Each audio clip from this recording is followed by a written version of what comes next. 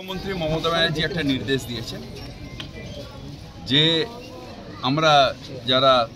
প্রতিনিধি আছি যেখানে যেখানে এরকম হয়েছে যে শরণার্থীরা আমাদের ছেড়ে এই দুর্যোগে চলে গেছে তাদের পরিবারের পাশে দাঁড়ানো, এই মমতাদির এই বার্তাটা পৌঁছতে এসেছিলাম এবং এটা আমার কনস্টিটুয়েন্সি, তাই এই পরিবারের পাশে দাঁড়ানোটাও আমার দায়িত্ব এবং এই দায়িত্বটা নিয়ে ওরা দুজনই খুব ছোট আর স্ত্রী আছে, ওদের বললাম যে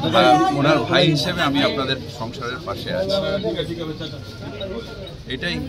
ওদের তো ফিরিয়ে দিতে পারবো না, কিন্তু এই বাচ্চা দুটোর ভবিষ্যৎ,